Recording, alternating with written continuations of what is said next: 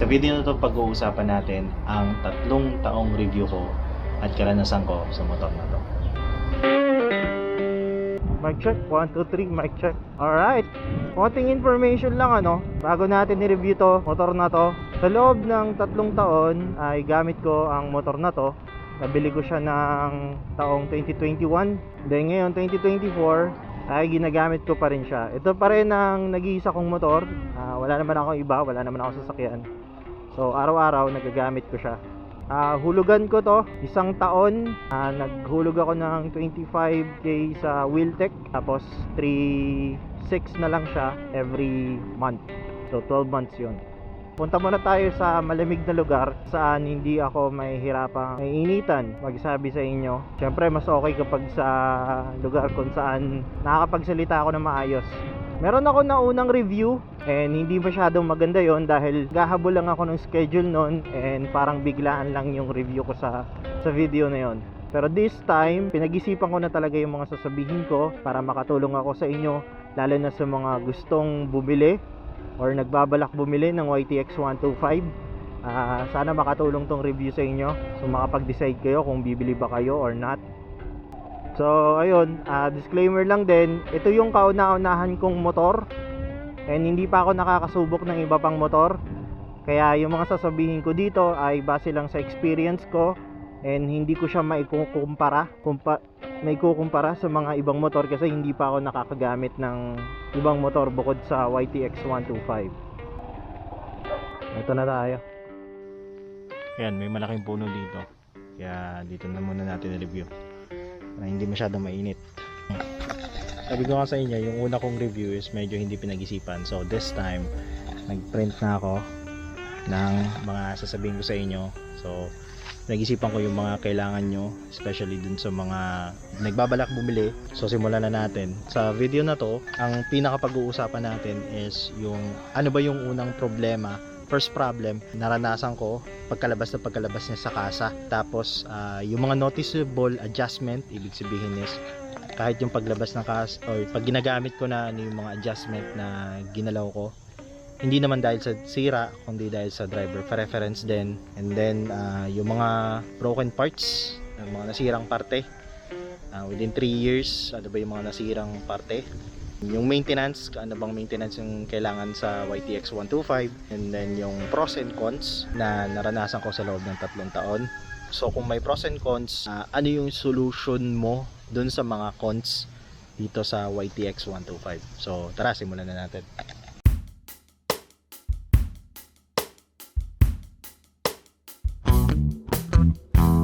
So ang pinaka magiging unang problema mo dito sa parang problema is kapag pumapreno ka, may tumitik-tik na sound. So ito yung preno niya. Ito pala sa kabila. Ito yung preno niya. Tapos ayan, may maririnig kang tumitik-tik dito. Tik tik tik tik. Pati doon sa likod, ganun din. Lahat ng mga naka YTX 125 nararanasan yon. Pag bumili kayo ng YTX 125, talagang maririnig nyo siya. Diba parang default na siya na sa katagalan ay nawawala din talaga. So, marami akong nakikita sa Facebook group, yung mga may bagong motor pa lang, nagtatanong sila, o bakit parang may tumitik-tik na bakal pag pumipreno ako. So yun yung una ko napansin.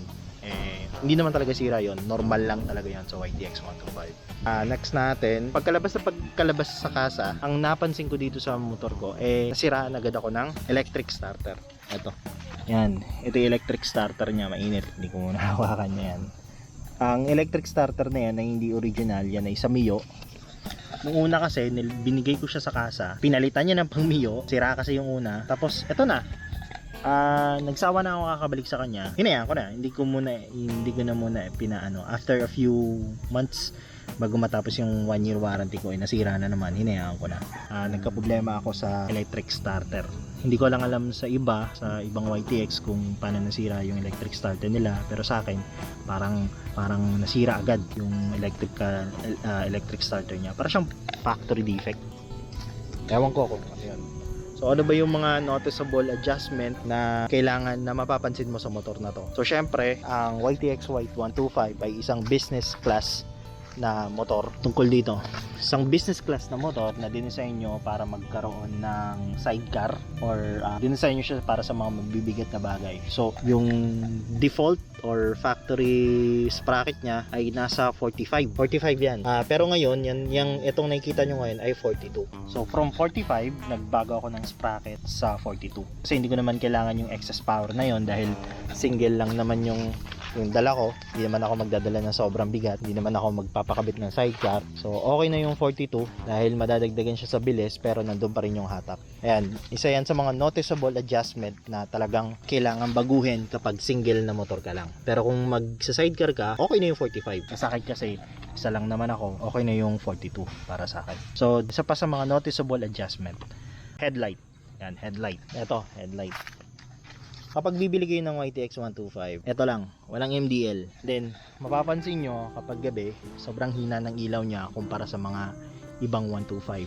Katulad sa Mio, basta iba pang 125, mahina yung ilaw niya. So, mabibiting ka sa ilaw. So, hindi naman kasi siya naka full wave o hindi naman siya battery operated. So, medyo mahina talaga yung ilaw niya. So, ang solution ko dun, after 1 year, nung na-void na yung warranty niya, nung wala ng warranty, kasi pag ginalaw mo kasi yung pag ginalaw mo yung electrical niya, tapos nasa loob ka ng warranty niya, mawawala yung warranty mo. So ginawa ko, nagpakabit ako ng MDL dahil mahina siya. Hindi na ako nagkakaproblema sa visibility pag gabi.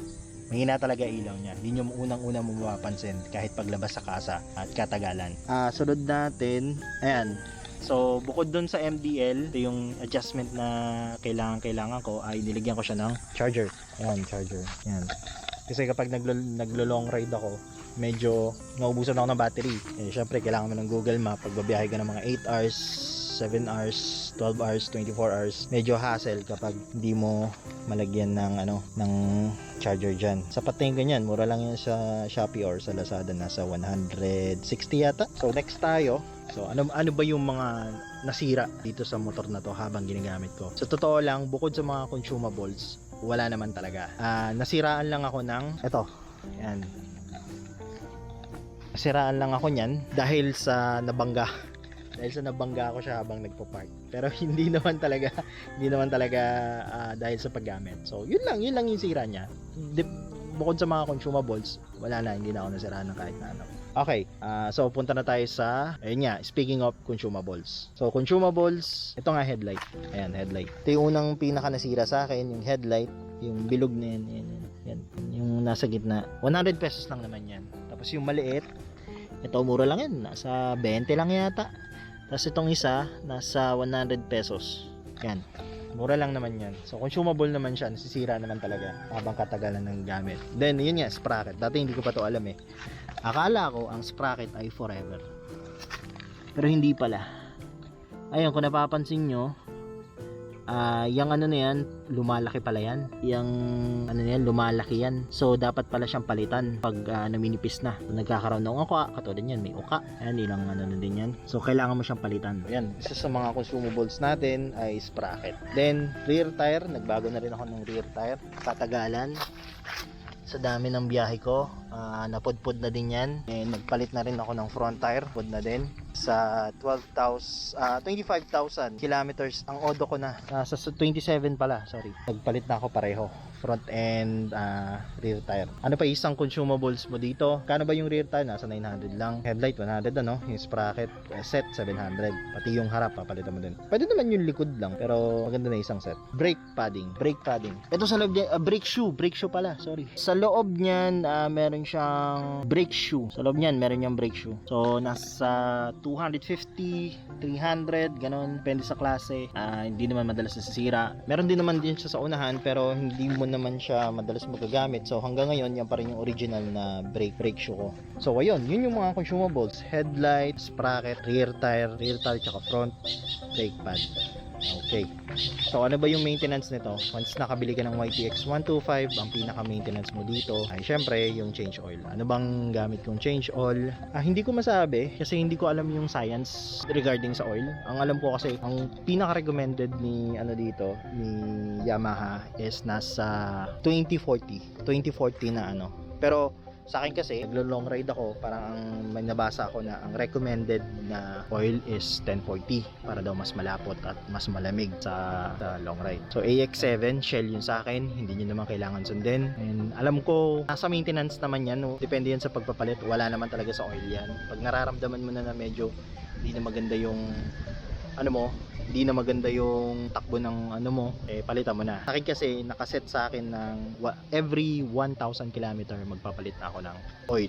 Tapos noon, oil filter. Magkano lang ba yung magkano lang ba yung oil? Nasa 350. So maintenance din yun. Oil filter, sama na din yun. Every 2 cycles, every 2K or kahit naman every 1K, okay lang din. Wala naman din problema. So, depende sa iyo yun. Wala naman magiging difference na masyado. Air filter. Ayan. Pinapalitan siya every 12,000 kilometers. Napalitan ko siya, ako pala, ng every 12,000 kilometers. Madali naman siya palitan. And then, ano pa ba? Ayun, may mararanasan kasi kayo na kapag nalubog nyo siya sa tubig o pinaka-wash, minsan, umiingit yung preno. So, pag preneno mo siya, napakalakas. Ganun yung sound. So, kailangan mo ipalinis yung loob nito. Kailangan mo ipalinis. Pag to tumutunog, yung sobrang matinis sa masakit sa tinga, pabubuksan mo yan, palilinis mo yan. 50 pesos lang naman yata yan. Ayun, mura lang naman. So, yun yung maintenance natin. Ito, matindi to. Ano ba yung pros and cons sa loob ng 3 taong pagmamayari ko na YTX 125? Syempre, depende kasi ito sa driver preference eh. Ang sa akin kasi, pros muna tayo Ang sa akin kasi, bilang isang nagmumotor, kung araw-araw mo naman sasakyan yung motor mo, doon ka na sa gwapo. Doon ka na sa look, yung talagang feel na feel mong sakyan every time na sasakay ka. Kasi, lagi mo sasakyan, alangan naman hindi mo ma-feel, di ba? So, malaking factor sa akin na classic looking siya. Malaking factor sa akin yan na pwede ko siyang i-modify as a cafe racer kung magkaroon man ako ng budget, kung may isip ako lang mag-bobber, at least meron akong project bike na pwedeng simulan. Malaking factor sa akin yung look. Pero ito yung universal pros niya is malakas yung hatak niya. So sabi ko nga, ang YTX 125 ay dinesign para magkaroon ng sidecar. Ayan, kabitan ng sidecar. Ito may bilog, ayan, kabitan ng sidecar. Ayan laki ng tapakan. So, malakas ang hatak niya talaga. Malakas ang hatak niya. Kahit naka 42 ako ng sprocket, malakas na yung hatak niya. Isipin nyo na lang kung sa 45. Then, syempre, sa brand, Yamaha, wala tayong pag-uusapan kasi pag Yamaha brand, matitibay talaga yan. Yung mga parts available naman, hindi naman ako nahihirapan maghanap. Sa loob ng 3 taon na paggamit ko ng YTX, halos napunta na ako ng Bicol, nakahanap ako ng filter, nakahanap ako ng sprocket, nakahanap ako ng ibang parts. So, meron din ako sa Bulacan, wala din problema doon. Dito din sa Zambales, wala din naman ako naging problema sa mga parts. So, available siya nationwide. Then, ito pa, isa sa mga factor niya is matipid siya sa gas. Ito. Ang pinaka liters nito is nasa 7, I guess 7 full. Kasama na yung reserve doon. So, 6 yung pinaka nagagamit mo. So, sa 42, kahit naman 45 na sprocket, sa 42 na sprocket, 50 pesos lang. Maabot na ako ng 42 kilometers hanggang 50 plus. So, sobrang tipid na nun. And then, kung napanood nyo yung biyahe ko, kung nakita nyo yung biyahe ko, dito sa description, Bicol ride, 560 kilometers. Ang ginastos ko lang, consume ko lang na gasolina doon ay 14 liters lang. 2 full tank, may sobra pa.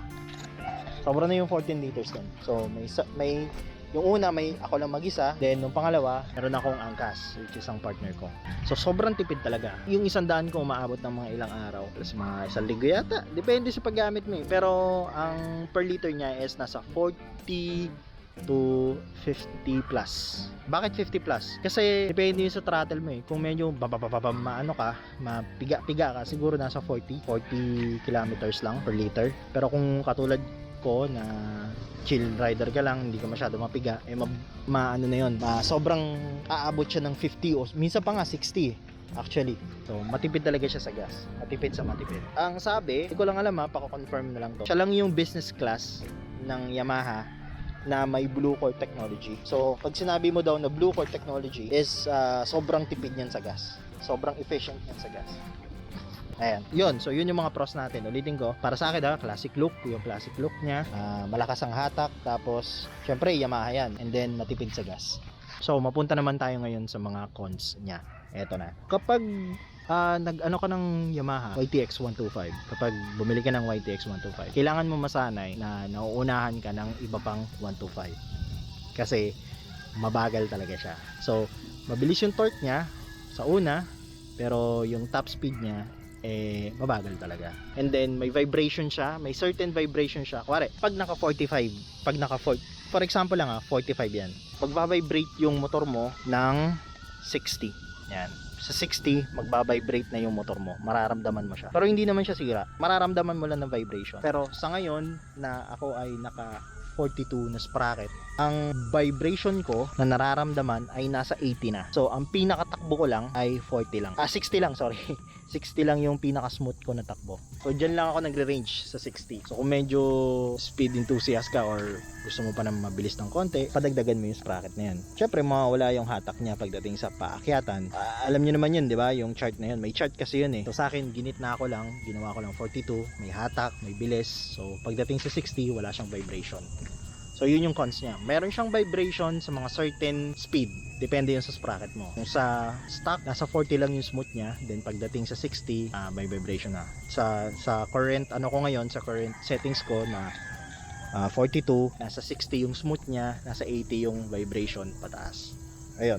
So next natin, mabagal na nga, mahina yung preno niya. Mahina na talaga yung drum. Compare mo sa mga 125 na mga iba, sa Mio, Yamaha na scooter, yan. Sobrang iba talaga yung preno. Minsan may kasabayan ako na Mio. Sabihin na natin maano ko yung torque niya. Masasabayan ko yung torque niya kasi malakas ang hatak nito eh. Pero pagdating sa preno, siya makakapreno agad. Pero ako, delikado. Mahirap yun, ma-aksidente ka. Kasi hindi ganun kakapit yung preno niya. Kasi ganun nga, hindi naman talaga ganun kakapit ang drum brake. Mamaya may papaliwanag ako regarding dun sa kapit ng preno at yung bilis. So next na cons natin, mahina yung stock headlight. Yun nga, sinasabi ko sa inyo, mahina yung stock headlight niya. May solution din tayo dyan. And then yung isa pang cons niya is matagtag talaga ang shock niya. Matagtag talaga yan. Pag mag-isa ka, pag magaan ka, matagtag. Mararamdaman mo talaga yung tagtag. Matigas yung shock niyan.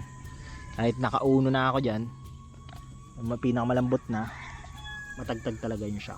So sabi nila, mamaya papakita ko sa inyo yung solution. Alam niyo naman siguro kung ano solution nito. So doon naman tayo sa isang cons na talagang ito talaga yung isa sa mga cons ng YTX 125. Nagwo-wild. Ito yung sakit na karamihan sa mga nagmamay-ari ng YTX 125. Nagwo-wild yung motor nila. Anong ibig sabihin ko sa nagwo-wild? Pag niliko nila sa kaliwa, nagwawala yung throttle. Pati din sa kanan, nagwawala yung throttle. Minsan naman, pag nililiko siya, nawawala yung hatak, namamatay yung makina. Lahat, hindi naman sa lahat, karamihan sa mga may-ari ng YTX 125, ganun yung problema. Sa yun sa mga cons. Para siyang natural defect ng YTX 125. Yun yung problema, nag-wild siya.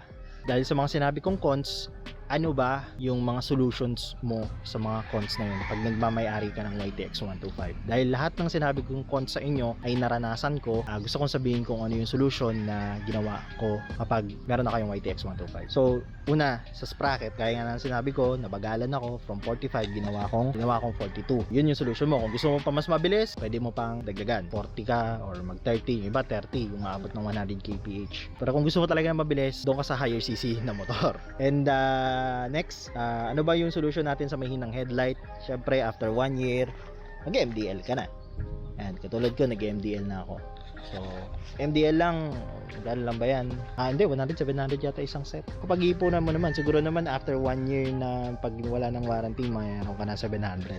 Pag mahinang headlight, MDL, o kaya ipa-full wave mo. So, ito ko siya nilagay. Yan. Meron dito nakalagay na ng Yamaha. Hindi siya sa bracket Ito talagang default na yan. So, hindi siya sa bracket. Yung iba kasi, ang mali kasi ng iba, nilalagay nila sa bracket.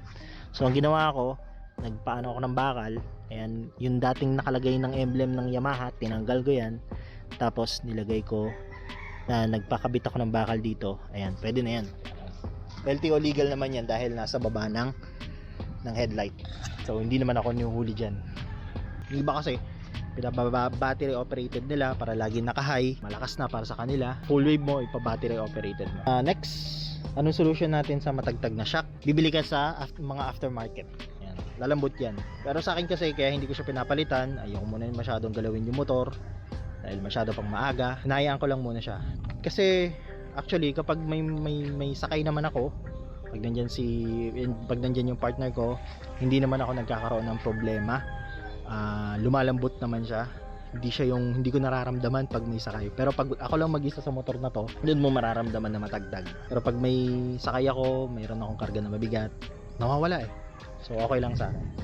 So ang next natin, pag nag-wild, anong pinaka-solution mo dito? So ang pinaka-solution doon, kapag lumabas yung natural na defect niya, natural na sakit, sabi ko nga, kapag nag-wild siya or namamatay yung makina, try nyo tanggalin yung choke. So yun yung pinaka-solution na madalas na nakakapagbigay ng ginhawa sa mga YTX user. For some reason, itong choke ay nahihila kataganan. Ayan, putol na yan, oh. Ayan, nagtira lang ako ng konti para just in case na kailangan siyang kailangan ko siyang gamitin pag lumuma na yung motor. So ayan, yan putol na siya. Ito yung choke ko dati. Tapos sabi yung ibang minsan na nakikita ko sa Facebook group, cable management ng throttle, inaayos nila dito. Ayan. Pero most of the time, kapag nag-wild o kapag namamatay yung makina nang hindi mo malaman pag kinakaliwa o kanan mo, ang pinaka-solution mo dyan ay tanggalin yung choke. Nangyari yan sa akin after 2 years. After 2 years mararanasan, or yung iba 4 years, depende talaga kung kailan lalabas yung sakit Parang sakit niya talaga ng YTX. So yun ang pinaka-solution doon. Yeah. Tapos ano bang solution natin sa mahinang preno? Pagdating sa preno, wala talaga tayong magagawa dyan kasi drum brake yan. Ang pinaka magiging solution mo dyan, magpa-convert ka sa disc brake. Iba nakikita ko nagpapa-convert sila sa disc brake. Yan. Sa harap, sa likod, disc brake. Pero sa atin na wala masyadong budget, okay na ako sa drum brake. Ang pinaka-solution mo talaga dito, ginawa ko solution, is magbago ka ng driving style. Magbago ka ng ugali. Kung dati na nakamiyo ka or naka-scooter ka na sobrang bilis ng throttle mo, tapos kapag hininto mo, hihinto agad, okay, kailangan mo magbago dito sa YTX pag naka-drum brake ka. Kasi medyo mahina talaga ang preno niya. Medyo mahina talaga yung preno. So, kailangan chill ka lang, hindi ka masyadong may certain distance ka sa mga sasakyan. Kaya kapag traffic sa EDSA, minsan naranasan ko, medyo nahihirapan akong magtansya kasi nga, 'di ba, dikit-dikit lang. So, pinakaayaw ko talaga ang Maynila. Kasi panay cambio mo doon, tapos kailangan lagi kang nakatutok.